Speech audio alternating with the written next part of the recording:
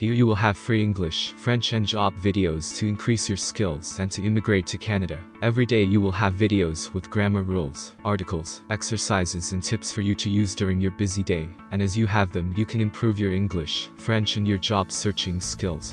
By enrolling with us, you can have more explanations, examples and exercises to prepare yourself for international exams required to immigrate to Canada. You will have templates and tips for your job searching. By taking all this, you will increase your chances to nicely settle in Canada. Check our website link in the description below of this video. You will have these videos in a partnership with Canada Smart Mind. Subscribe yourself to receive every video. You want to understand and to be understood, but sometimes it is not that easy. That is why you have to learn the 3 basic elements of communication: how to work with the executor, the action, and the receiver. And that is what you are going to have here. You are going to see 1. A grammar rule to know how to say your things. 2. A text to improve your pronunciation. 3. An exercise to consolidate your knowledge. You will learn how to speak and listen to English and French. You will have free videos of English and French, and how to settle especially in Canada. That is why it is very important to click on the bell icon to receive the latest videos, and to subscribe to us to promote our channel. Do you want to get rid of your language concerns? Here you improve your 4 skills: listening, reading, writing, and speaking to get a higher score on international tests, to improve your career abilities, and to immigrate to Canada or any other English or French speaking country. Pay close attention to this video to find out how. 1. Grammar rule explanation. 3 ways to speak English more confidently. English learners often feel anxious and nervous when they have to speak English in front of others. This is normally because of 3 different fears. They don't have confidence in their ability to communicate their message in English. They are afraid of making mistakes. They worry about not being understood by others. Although there are English learners who need to improve their level in order to build confidence. I have met many learners who have an upper intermediate to advanced level but lack confidence, especially when they need to participate in a meeting, make a presentation, or give an interview in English. In this case, it's a mindset problem. Going from an unconfident speaker to a confident one often involves changing your mindset and not necessarily improving your competence level at speaking English. It is a competence matter. When you lack the necessary English level to participate in meetings, have a fluid conversation, understand what other people are saying, etc. In this case, you need to focus on improving your English level. On the other hand, if you know that in certain situations you are comfortable speaking English and expressing your thoughts, such as with your teacher, but on other occasions like participating in a meeting, you start to get nervous and forget words, then it's a mindset issue. So how do you improve your mindset so that you feel more confident? Here are 3 solutions to help you build confidence in speaking English. 1. Adopt a practice and repetition routine. When something becomes natural to us, like learning to ride a bike or driving a car, we begin to feel confident in doing it, and the only way we can arrive at this natural way of doing things is through practice and repetition. Well, it's the same principle with speaking English confidently, so when there is an English meeting coming up, write down what you might talk about as well as the answers to questions you may be asked, then practice saying this aloud. When you feel comfortable, practice again. The idea is to overlearn your speech, similar to a mantra, as well as meetings. You can do this to prepare for conversations, certain situations, like opening a bank account, job interviews, and presentations. Of course, it's impossible to predict exactly what you will be talking about in a future conversation or meeting. However, I'm sure if you sit down and think about what possible topics could come up, and if you practice these, you'll no doubt feel more confident about communicating your message well, and you will be less afraid of making mistakes. To consciously speak more slowly, English learners can lose confidence if they are misunderstood or not understood at all by the listener. Normally they think that something is wrong with their English. In most cases though, you are either misunderstood because the listener is not accustomed to your accent, you are not prepared properly, or you are speaking too fast. If somebody is not used to your accent, then at the beginning they could have difficulty understanding you. As well as this, when nervous you typically speak faster than normal, which affects pronunciation and grammar. This for sure makes it more difficult for listeners to understand, which then affects confidence. I therefore suggest that you take extra care in pronouncing your words and consciously speak slower. When you see that people understand you better and don't need to ask you to repeat something, this increases confidence. 3. Don't run away from uncomfortable situations. Most English learners who lack confidence prefer to avoid situations where they have to speak English in front of other people. This makes sense because it is natural for any human being to want to avoid uncomfortable situations when possible. But guess what? You are only going to build your confidence speaking English by entering the uncomfortable zone, by putting yourself in situations which you don't feel safe in. The secret is to be prepared for it, and then you will overcome the challenge, which, as a consequence, transforms your confidence. So my recommendation is to face your fears, but only when you are certain that you have prepared properly. Conclusion: learning to speak English confidently doesn't happen overnight. It takes time, and you need discipline and persistence. Now, here is the grammar rule that you can use while you are talking. Remember, you got to have the grammar rules, the pronunciation, and the vocabulary to sustain your conversation. I wish I could say some nice words and cool you down, but here is the thing: you have to go deep into your practice to develop your skills to talk. We post here the basics of grammar, pronunciation, and vocabulary.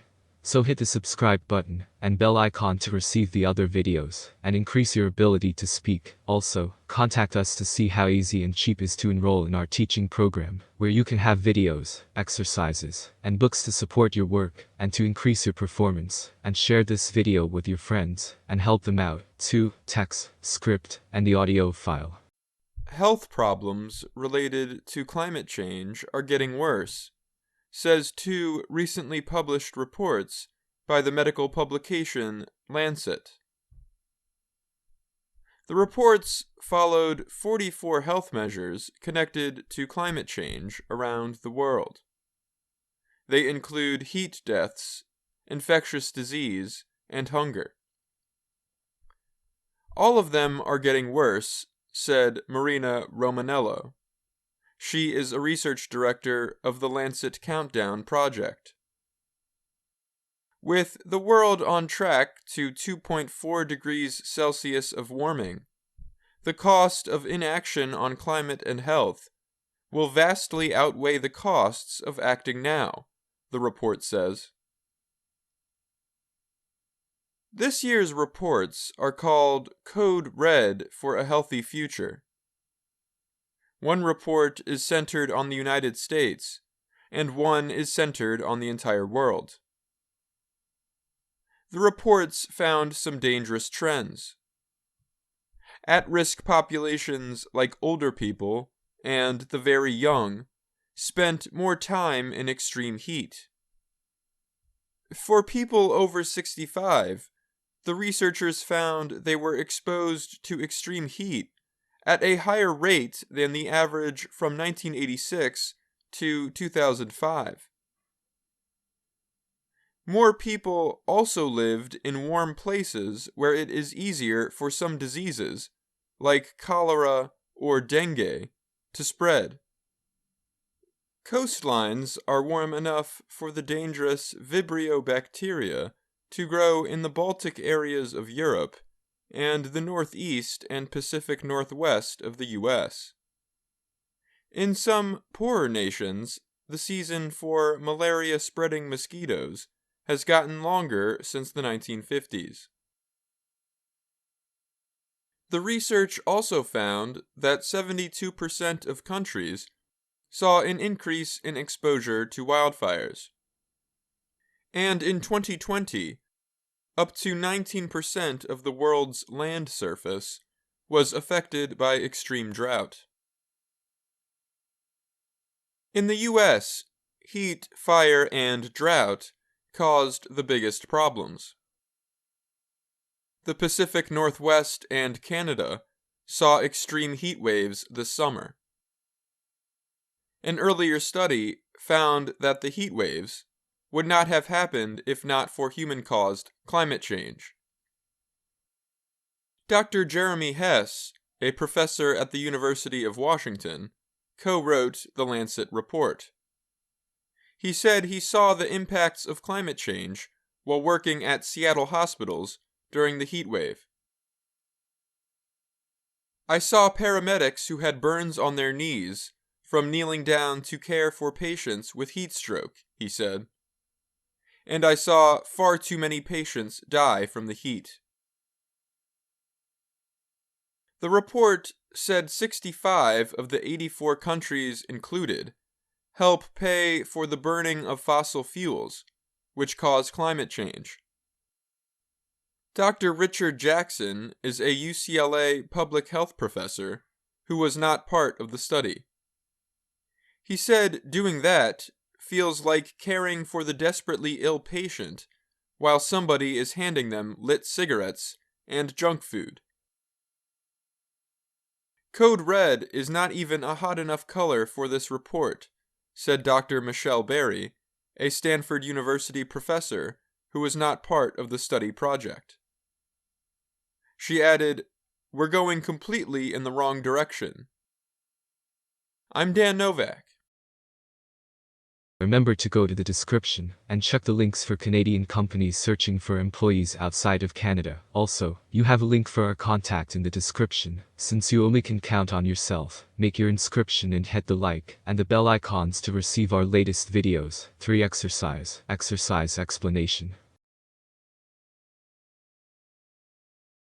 Grammar Rules Quiz. 1. The first letter of the first word in a sentence should be a large letter, a capital letter. 2. The order of a basic positive sentence is subject, verb, object, subject. 3. Every sentence must have a subject and a verb and object. 4. A plural subject needs a singular verb, a plural verb. 5. When two singular subjects are connected by or use a singular verb, a plural verb. 6. Adjectives usually come before a noun after a noun. 7. If an opinion adjective and a fact adjective are used before a noun, which comes first, a fact adjective and opinion adjective? 8. In British English, a collective noun is usually treated as singular, plural. 9. The terms its and its have the same meaning, different meanings. 10. Which is correct? You're looking good, you're looking good. Correct answers: 1. A capital letter. 2. Subject, verb, object. 3. A verb. 4. A plural verb. 5. A singular verb. 6. Before a noun. 7.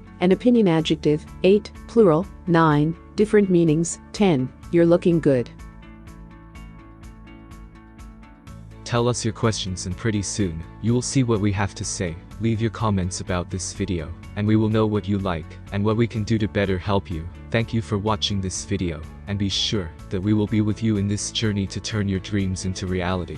Keep up there, and write your story. I'll see you at the next one. Bye for now.